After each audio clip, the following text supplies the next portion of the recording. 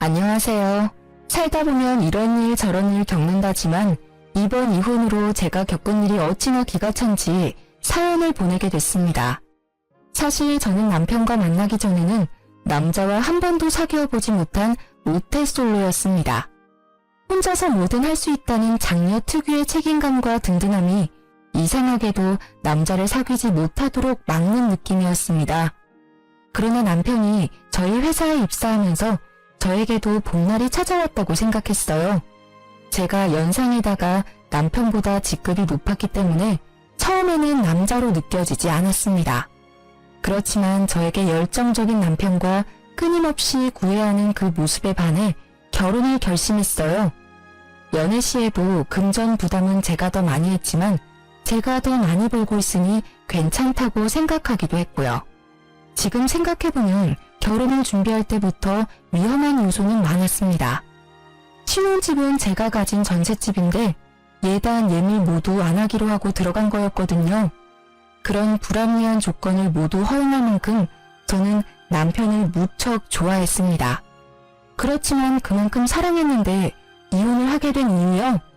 딱 한 가지, 심우의 명품 사랑은 제가 이해하고 넘어갈 수준이 아니었거든요. 게다가 저를 ATM 취급하는 남편과 심우의 몰상식한 행동이 저를 한계로 내몰았어요. 그리고 그 시작은 저와 남편의 5번째 결혼 기념일이었습니다. 그날 아침에 별말 없던 남편이 문자로 연락이 왔습니다. 여보, 오늘 저녁에 백화점 들렸다 가자. 응? 갑자기 백화점이 왜? 왜긴 왜야. 맛있는 거나 먹고 쇼핑이나 하고 오자고. 좋아. 그렇지 않아도 오늘 맛있는 거 먹으러 갈 거라고 예상했어. 풀 메이크업하고 오길 잘했네. 그치? 오늘 백화점 갈 걸 예상했어? 어쩐지 오늘 아침에 왜 그렇게 화려한 옷을 입나 했네. 다행이네. 메이크업을 쓸모없는 게 아니게 돼서.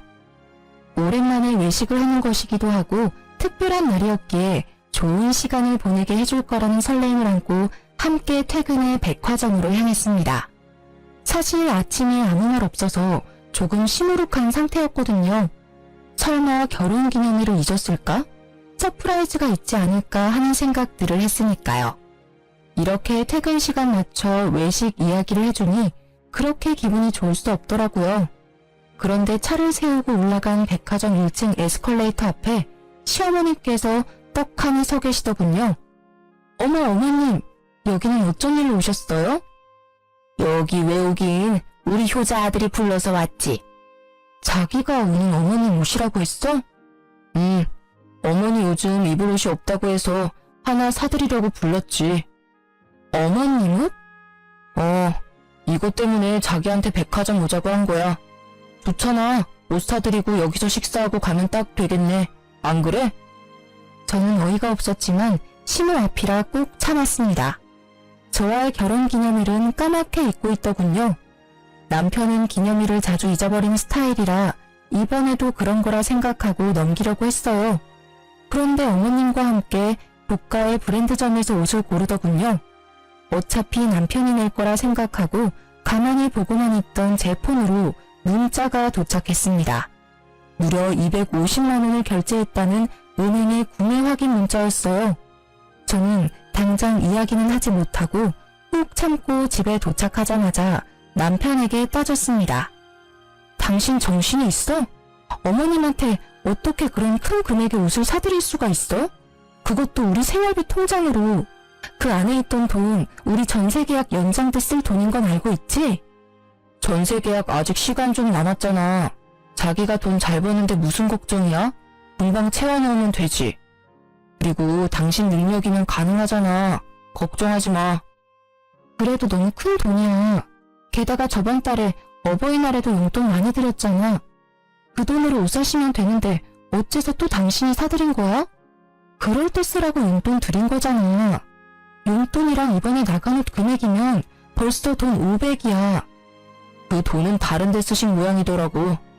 어버이날 다음 주가 어머니 동창회였는데 들고 갈 만한 백이 없어서 그걸로 가방 하나 사신 것 같던데? 또 명품 가방이야? 올해 들어 벌써 2번째야. 구두, 화장품, 장신구 매번 사치품이잖아. 어머님한테 그 돈이 전세 계약에 필요한 돈이라고 말씀드렸어? 그걸 왜 말해? 솔직히 당신 모아놓은 돈 좀 있잖아.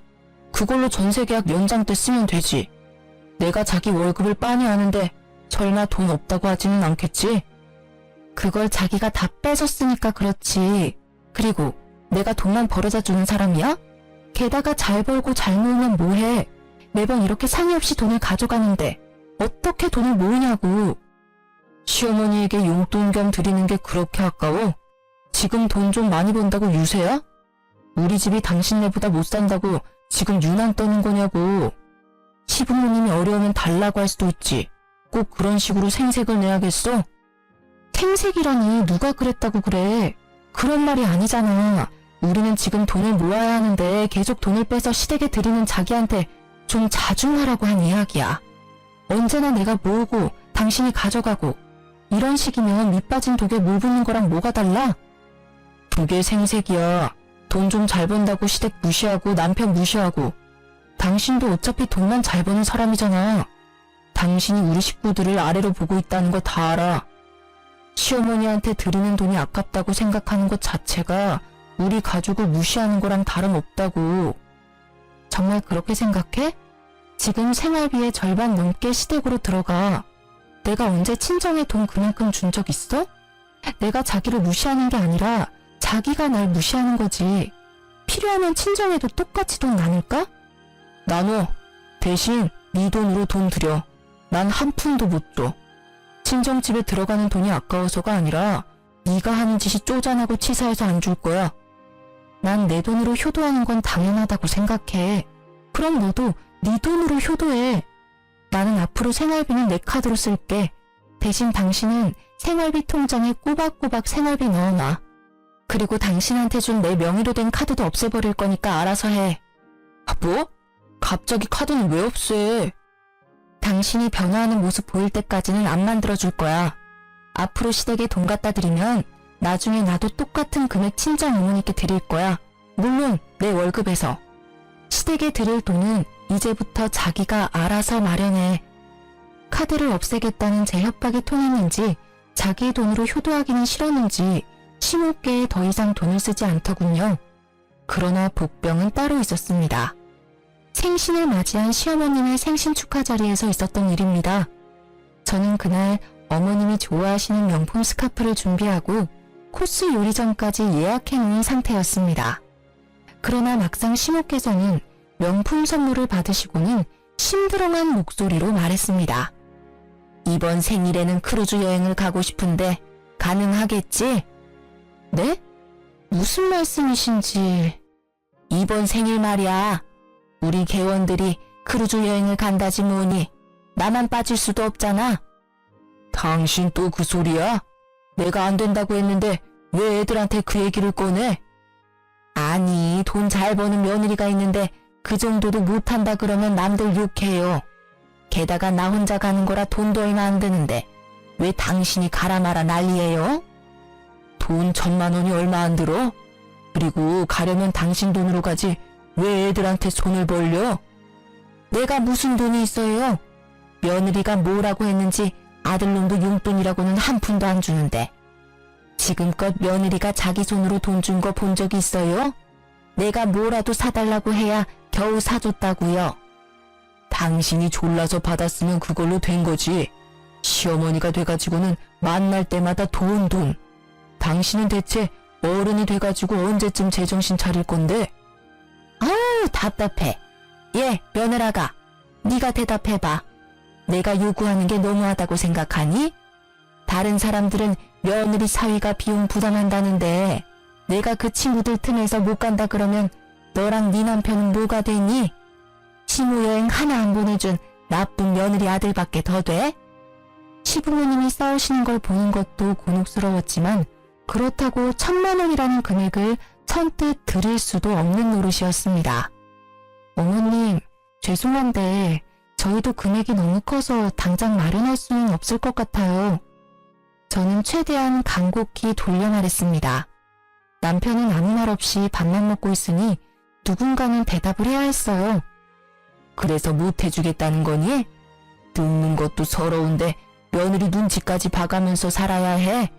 그리고 너 거짓말하는 거 아니다. 너희 전세 연장 계약 때문에 목돈 모아놨다며. 차라리 전세 빼서 우리 집 들어오고 모아놓은 돈으로 크루즈 보내주면 될 거 아냐. 저는 정신이 아득해졌습니다. 합가라니. 게다가 같은 지붕 아래 살면서 비싼 걸 사달라고 할 때마다 등살에 시달려야 할 제 미래가 보이기 시작했죠. 그러면 괜찮겠네. 전셋집 연장으로 마음고생 안 해도 되고 전세금도 생길 거 아냐. 남편은 그저 돈이 생긴다는 생각에 즐거워 불난 집에 부채질을 계속하고 있더군요. 남의 속도 모르고 짓거려대는 그 입을 어찌나 막아버리고 싶던지. 죄송한데 저는 전세를 뺄 생각이 없어요, 어머님. 가뜩이나 야근도 많은데 괜히 신경만 쓰이실 거고 무엇보다 직장이 너무 멀어요. 만약 이쪽으로 옮기면 직장을 그만두고 다른 곳으로 옮겨야 할지도 몰라요. 서운하다 얘. 이러니까 매번 네가 식구가 아니라 남처럼 보이는 거야. 시부모님 공경할 줄도 모르고 따박따박 말대꾸나 할 줄 알지. 죄송한데 어머님, 지금 착용하고 계신 옷, 가방, 구두, 귀걸이, 그리고 지금 손에 들고 계신 스카프까지 모두 제 월급에서 빠져나간 것들이에요. 딸 같은 며느리까지는 못돼도 충분히 성의는 보였다고 생각하고 있어요. 여기서 크루즈까지 해드리면 올해 저희 생활에 타격이 커요. 네가 해줬다고 생색이니? 시어머니한테 이렇게 대놓고 이야기할 정도면 어지간히도 우리를 무시하는 거지. 넌 너희 엄마한테도 이런 식으로 말대꾸하고 사람 무안 주고 그래? 저희 어머니는 금전이나 물건을 요구하신 적이 없으세요. 그래서 제가 더 해드리고 싶은데도 못 해드리고 있고요. 그리고 말대꾸가 아니라 간곡히 말씀드리는 거예요. 저희는 정말로 크루즈 경비에 내드릴 돈이 없어요. 기가 막혀서 너 지금 나를 돈이나 요구하는 천박한 사람이라고 생각해? 됐어. 니네가 해준대도 내가 싫어. 앞으로 우리 집에 오지 마라. 너희한테 줄 생수도 아까우니까. 결국 화가 난 시모는 시부를 데리고 나가셨고 남겨진 저는 남편에게 한 소리를 들었습니다. 당신은 꼭 그런 식으로 말해야 돼? 좀 더 좋게 말할 수도 있잖아. 그냥 안 된다고만 하면 될걸. 꼬투리 잡듯 말을 해서 어머니가 화나셨잖아. 나도 화났어. 그럼 당신이 이야기하지 그랬어. 아까는 입 꾹 다물고 있더니 이제 와서 난리야. 게다가 어머님이 그렇게 쉽게 포기하실 분이야? 아님 자기 월급에서 빼서 드려. 그건 안 말릴 테니까. 진짜로 다시 생각해봐. 본가로 들어가면 돈도 아끼고 좋잖아. 너 살림에 신경 안 써도 되고 전세금 목돈도 생기고 그걸로 재테크하면 돈도 금방 벌어. 본가로 들어가면 돈이 더 들겠지. 멀리 사는 지금도 불러내서 명품 사서 계산 우리한테 하라고 하는데 같은 집에 살면 어떤 요구를 하실지 상상도 안 가. 당신이 어머님 요구 다 들어줄 자신 있으면 가. 나는 내 집에서 편하게 살 테니까. 결국 합가와 크루즈 이야기는 다행히 흐지부지 되었습니다. 그러나 어머님은 그 뒤로도 저와 남편을 불러내어 명품을 사드리는 행동을 멈추지 않았습니다. 이때까지만 해도 저는 이혼은 생각도 않고 있었어요. 그 사건이 터지기 전까지는요. 사실 제게는 남모를 고민이 하나 있었어요. 결혼 5년이 넘어가는데 애가 생기지 않는다는 거였습니다. 남편도 시댁도 그 문제로 저에게 말을 꺼낸 적이 없어서 다행으로 생각했습니다. 그리고 임신을 확인했을 때는 어찌나 기분이 좋던지 시댁분들께 가장 먼저 알려드렸어요. 그리고 다음 달 어머니께서 갑자기 저희 집에 찾아오셨습니다. 소원해졌던 사이였기에 시모의 방문에 살짝 긴장했었어요. 그렇지만 집에 오신 어머님의 태도는 예전과는 정반대더군요. 예, 며느라가 이번 교통사고 때 다친 어깨가 아파서 한의원 들렀다 오는 길에 네 생각나서 보약 한 제 지었다. 임산부한테 좋다니 꾸준히 먹어. 다 먹고 나면 또 한 제 지어줄 테니 꼭 연락하고. 어머님, 감사합니다. 그런데 임신 중에는 약은 조심해야 한다고 의사 선생님께서 말씀하셨는데. 괜찮아. 이 약은 한의원에서 임산부의 기력을 보강하기 위한 약이라고 해서 일부러 지어온 거야. 그럼 임산부도 먹어도 되는 약이에요? 그래, 기력도 보해주고 아기집도 튼튼하게 해준다고 해서 특별히 가져온 거니 잘 챙겨 먹어. 너 일이 많아서 걱정이다만 네가 잘 알아서 하리라 믿는다. 약은 아침, 점심, 저녁 3번씩 거르지 말고 꼬박꼬박 챙겨 먹거라. 네, 걱정 마세요. 어머님이 주신 약이니 꼭 잘 챙겨 먹을게요. 그 한약을 전해주는 어머님의 표정이 세상 다시 없을 만큼 온화해 보여서 저는 어머님도 손주를 기다려왔다고 생각했습니다. 그래서 꼭 이 아이를 지키겠다고 다짐했어요. 그런데 한약을 먹고 일주일 뒤부터 배가 살살 아프더니 피가 비치기 시작했습니다. 깜짝 놀란 저는 당장 산부인과를 달려갔습니다. 아기집 주위로 피고임이 좀 보입니다. 최대한 안정을 취하시고 매사에 주의를 하셔야 해요. 저 시어머님께서 한약을 지어주셨는데 계속 먹어도 될까요? 임산부를 위한 보약이라고 해서 지금 먹고 있는데. 일단 복용 중지하시고요. 산모님은 몸이 약하시니 선물 받은 한약에 어떤 한약재가 들어갔는지 꼭 한의원 찾아가서 물어보셔야 해요. 그리고 웬만하면 임신 중에 한약은 안 드시는 게 좋아요. 의사 선생님의 말에 저는 한약을 먹지 않으려 했지만 이상하게도 남편은 그 약을 제가 꼭 먹는지를 확인하더군요. 그래서 어쩔 수 없이 약을 먹을 것처럼 따놓고는 몰래 버린 후 빈 껍질을 보여주는 식으로 무마했습니다. 사실 그때는 미안한 마음이 더 컸으니까요. 그 이후 피가 비치는 일은 없었습니다. 다행이라고 생각하던 중 제 뒷목을 잡게 만드는 일이 벌어졌습니다. 오늘 왜 일찍 오라고 한 거야? 일도 바쁜데 그냥 직장에서 이야기해도 되잖아. 당신 내 퇴직금 중간정산에 대해서 물어봤다며? 어? 아, 그거? 그냥 물어본 거야. 중간정산 되는 건지 궁금해서. 아니지. 당신 그렇게 물어본 거 아니잖아. 총무팀에 있던 애가 나한테 알려줬어. 당신 배우자 대신 퇴직금 정산할 수 있는지 물어봤다면서? 나 몰래 내 퇴직금 빼려고 그랬어? 그게 어머니가 집 리모델링에 돈이 필요하다고 하잖아. 곧 있으면 동생 결혼하는데 집꼴이 말이 아니라고 난리를 치시는데 그럼 어떡해. 아들 된 도리로 좀 도와드려야지. 야, 너 그걸 말이라고 해? 시댁 싱크대 새로 갈아엎는다고 돈 가져간 게 1년도 안 됐어. 근데 무슨 리모델링? 게다가 어머님 댁 리모델링이면 당신 퇴직금으로 하면 되지. 왜 내 퇴직금으로 알아본 거야? 당신 퇴직금에 대해서는 묻지도 않았다던데. 당신 진짜 작작 좀 해라. 야, 너 지금 남편한테 야라고 했냐? 내가 어리고 돈 못 번다고 나한테 이제 막말하기로 마음먹은 거야? 그래. 서방님이 하늘 같은 마누라보다 돈 못 벌어서 이제는 대접도 안 해준다 이거지? 눈짱 흐리지 마. 내가 화나서 말이 막 나온 건 미안하다고 생각해. 그치만 당신이 지금 하는 일들이 상식적이라고 생각해?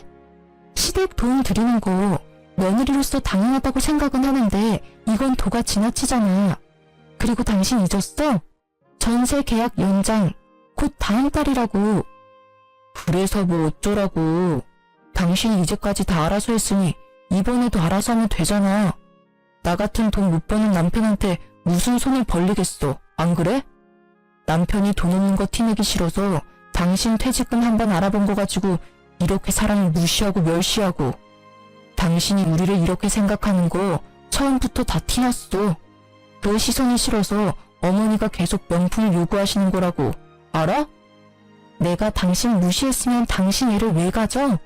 내가 지금 왜 애를 가지려고 그렇게 애썼는지 몰라서 그래?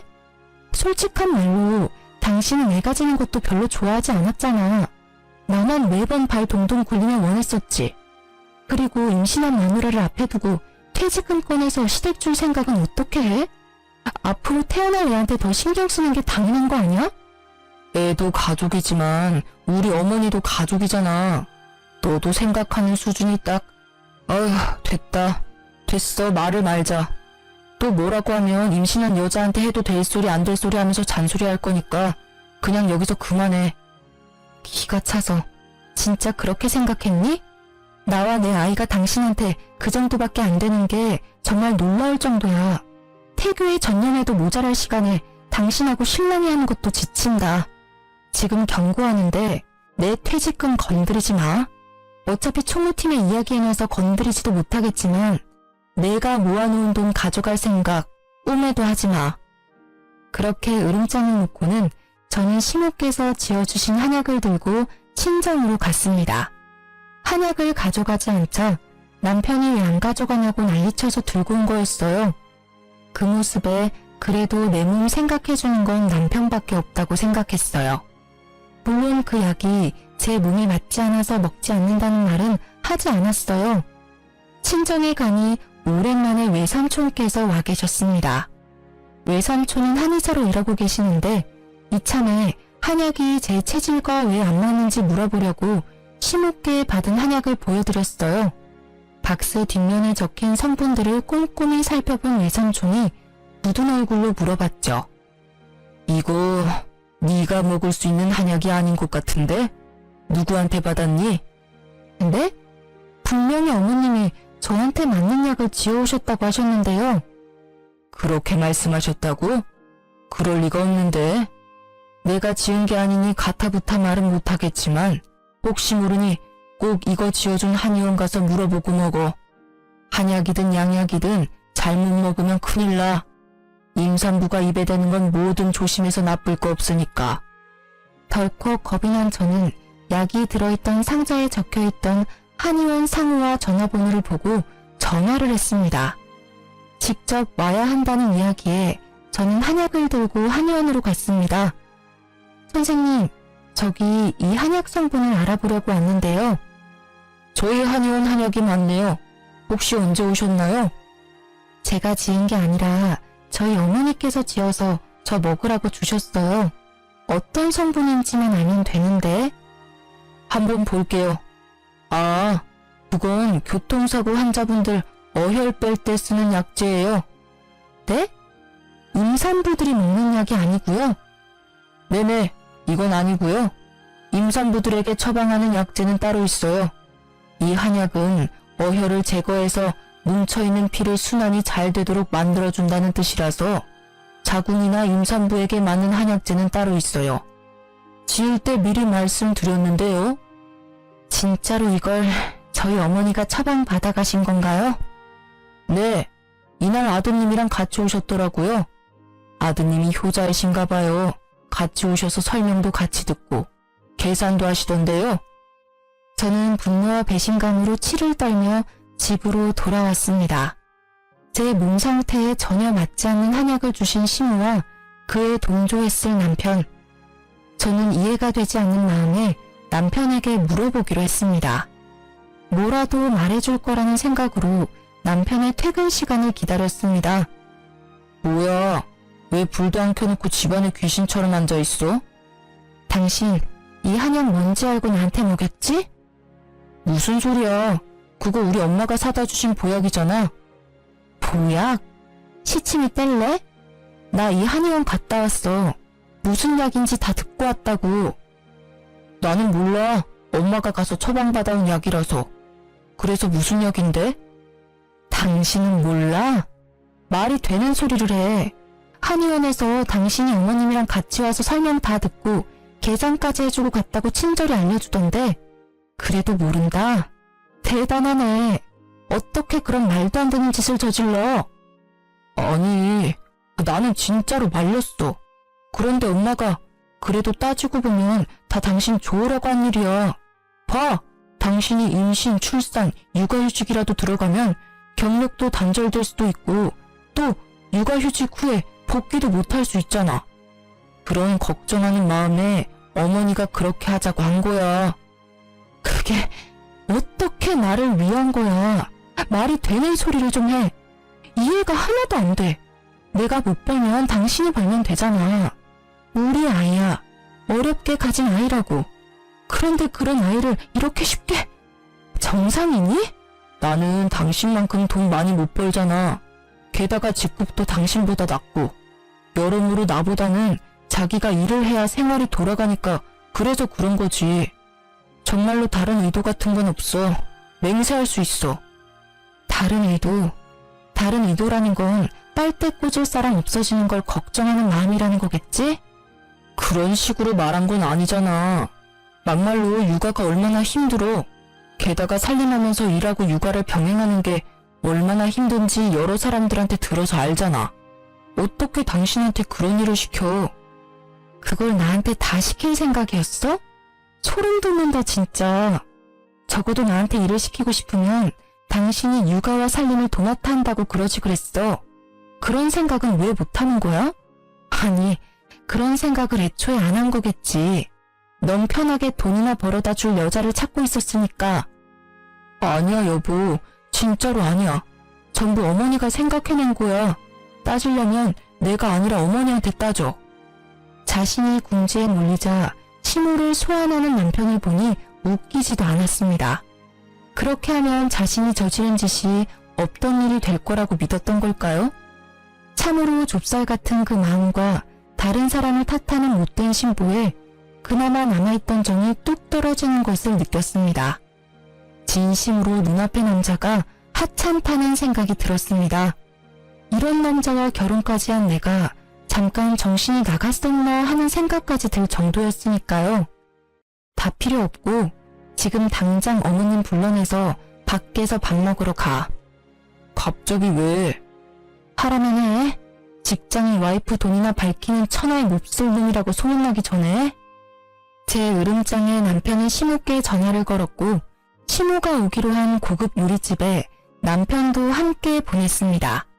그리고 저는 남편이 가는 걸 본 후 마대자루를 들고 시댁으로 향했습니다. 시모가 집에서 나오는 것을 확인한 저는 시댁으로 들어갔습니다. 아버님이 저의 방문을 보시더니 우아해하시면서도 문을 열어주셨습니다. 아가, 웬일이냐?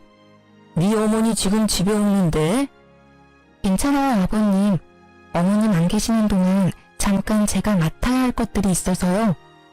그렇게 말하고 저는 제 카드로 어머님께 사다 드린 명품들을 모두 마대자루에 넣었습니다. 가방, 구두, 옷, 액세서리까지.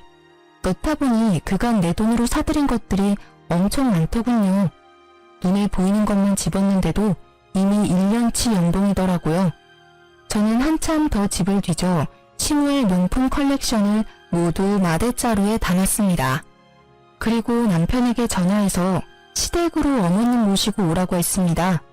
집에 들어온 제가 영문 모를 일들을 하고 있으니 시부께서 제게 묻더군요. 이게 다 무슨 일이냐? 혹시 아버님도 알고 계셨어요?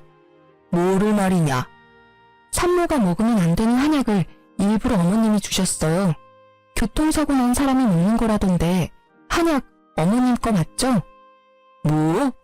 누가 얼마 전에 교통사고 때문에 받아온 한약인데 왜 자기 거를 너한테 줘? 제 말을 듣던 시부께서는 눈을 동그랗게 뜨고는 반문하더군요. 아버님은 모르는 눈치였습니다.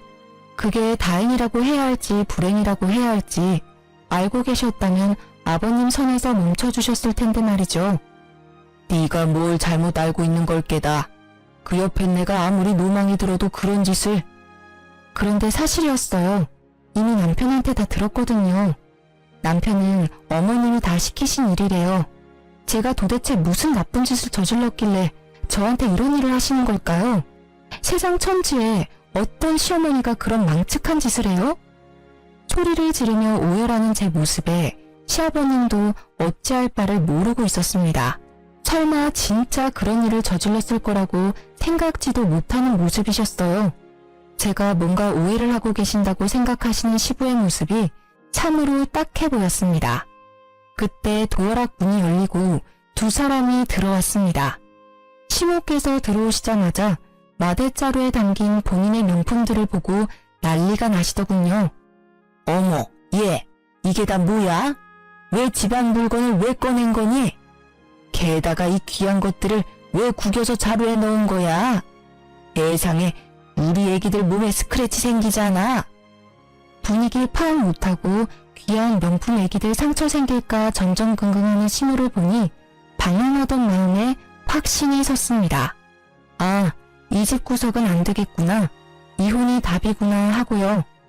어머님, 제가 정신적인 충격을 너무 많이 받아서 어머님께 위자료를 톡톡히 받아야겠어요. 그치만 줬다 뺏는 건 예의가 아니니까 이렇게 먼저 물어보려고 대충 보이는 것들만 넣어놨으니 이해해주세요.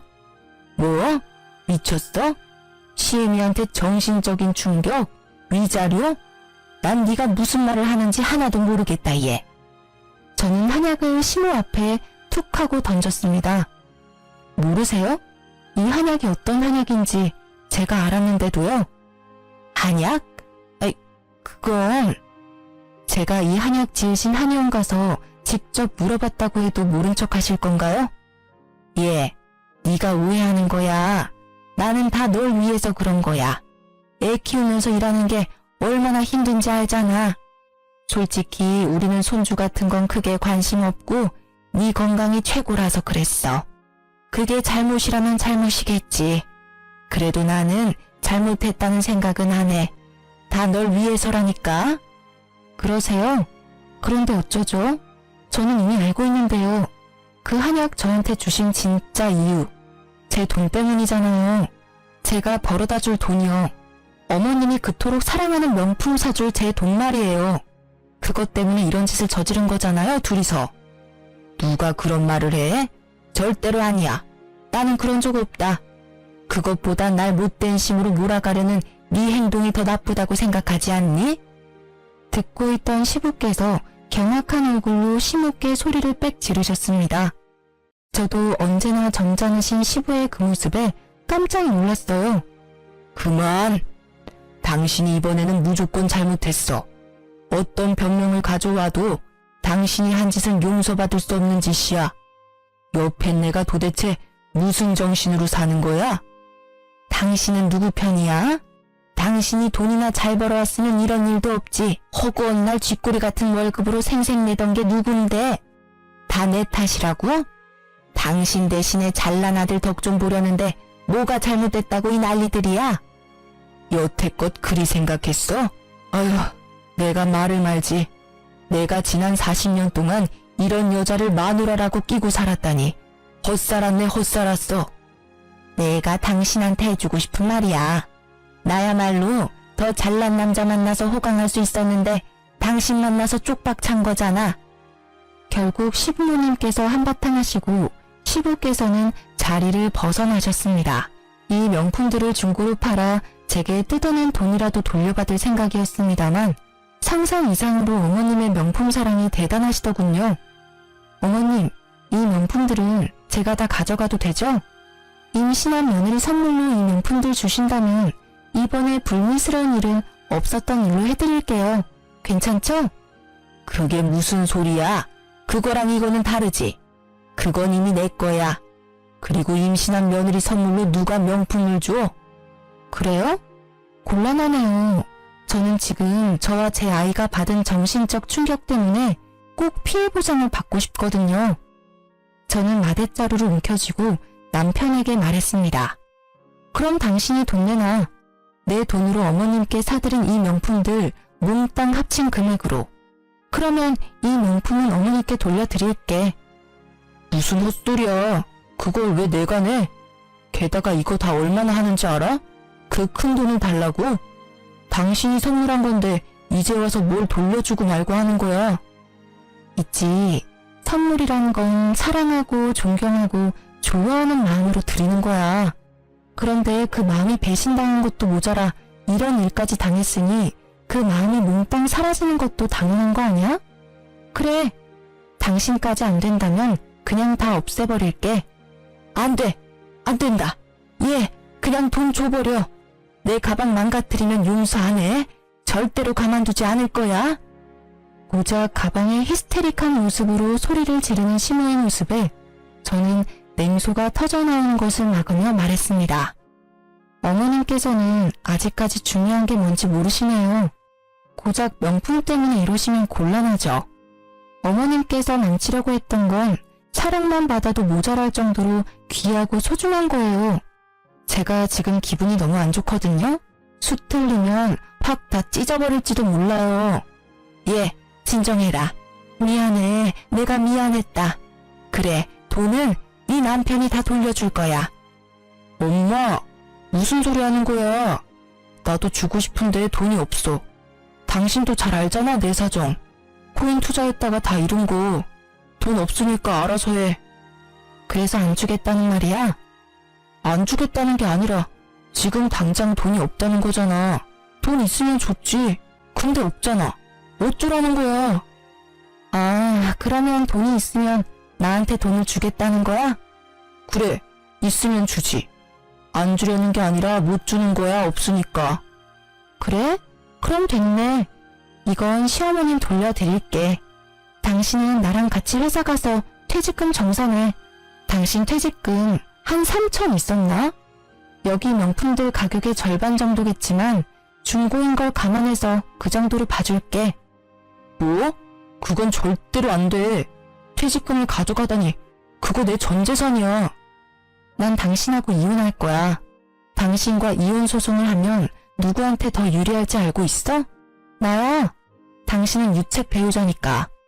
나는 당신이 합의 안 해줘도 상관없어. 당신이 그 퇴직금 안 주면 이혼 소송으로 당신 재산 다 가져오면 되니까. 그때는 3천만 원 정도로 끝낼 생각 꿈에도 하지 마. 남편은 결국 3천만 원의 퇴직금을 중간 정산해서 저에게 주었고 저는 남편을 당장 집에서 쫓아보냈습니다. 전셋집도 내가 마련했고 이 집안에 있는 모든 게 내 돈으로 산 거니까 자기는 자기 물건 챙겨서 당신 집으로 가. 그리고 얌전히 이혼 서류나 기다리고 있어. 열쇠며 도어락이며 싹 다 바꾸고 경비실에 남편과 이혼했고 이 집에 안 사니 외부인 절대 들이지 말라고 신신당부까지 했습니다. 이혼 서류를 받은 남편은 여전히 제가 벌어들일 돈과 재산의 미련이 남았는지 저에게 연락을 해오더군요. 여보, 냉정하게 생각해봐.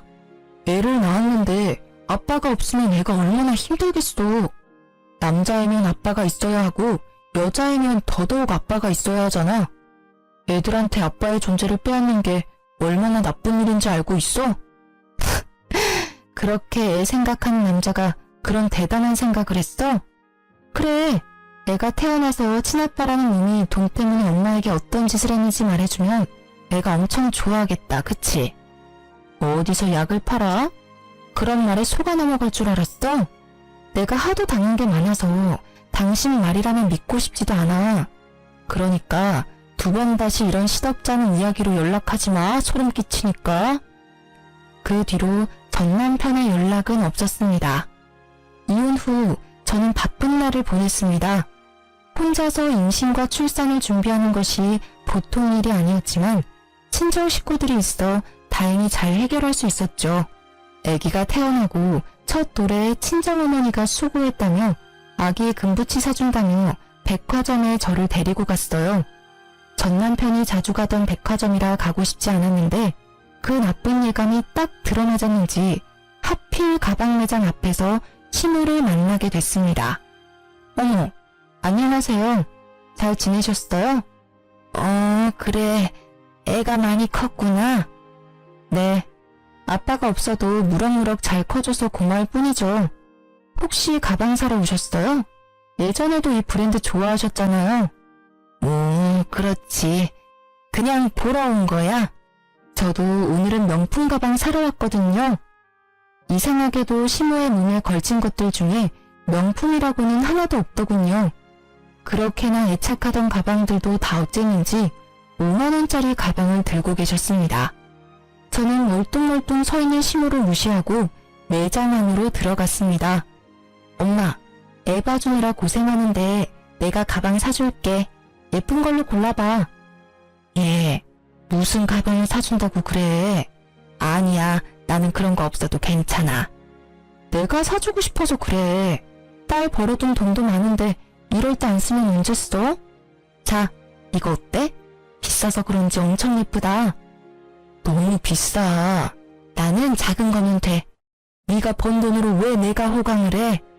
예쁜 손주 안겨준 것만으로도 엄마는 고맙지. 아니야. 내가 엄마한테 느끼는 고마움의 정도는 이 제일 비싼 가방으로도 모자랄 정도거든. 자, 내가 사줄게. 걸쳐봐. 진짜 잘 어울린다.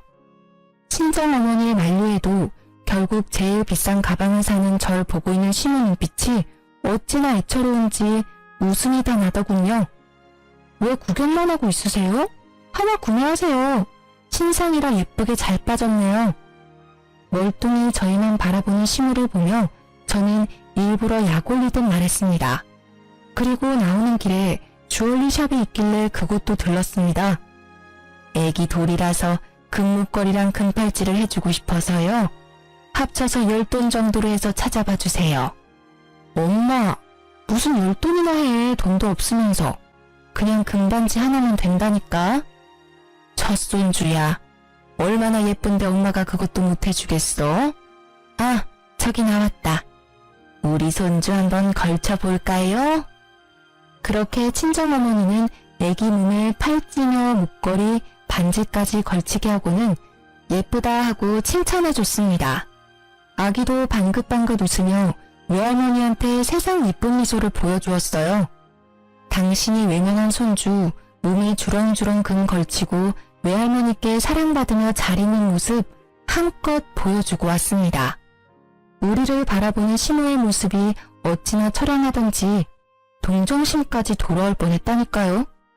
물론 고가의 명품 가방을 보던 그 욕심 가득한 눈빛 때문에 그럴 일은 없었지만요. 나중에 알고 보니 전 남편이 시모의 명품들을 모조리 다 갖다 팔았다고 하더군요. 저에게 빼앗겼다고 생각한 퇴직금을 다시 돌려받을 심산이었는지는 모르겠지만 그걸 듣고는 어찌나 고소한 기분이 들던지요. 게다가 시모는 그 낭비벽 때문에 시부와 별거하고 서로 이혼 준비 중이라고 합니다. 소송 중에도 명품 가방 구경 나온 시모는 정말 하나도 변한 게 없어 보였습니다. 1년 뒤 육아휴직이 끝나고 회사에 복귀했더니 전 남편은 그렇게 악착같이 끌어모은 돈을 코인에 다 쏟아붓고는 결국 폭망했다고 하더라고요. 직장 동료들까지 끌어들여 했는지 마지막에는 엄청난 사고를 치고 퇴사를 했더군요. 몇 번 제 전화로 연락이 오긴 했지만 받아주지 않았어요. 솔직히 예전 같으면 내가 보고 싶어서 전화했을 거야 라고 착각했겠지만 지금은 절대 그렇게 생각하지 않아요. 제 돈이 그리워서 전화했나 싶어서 알아서 거르고 있어요.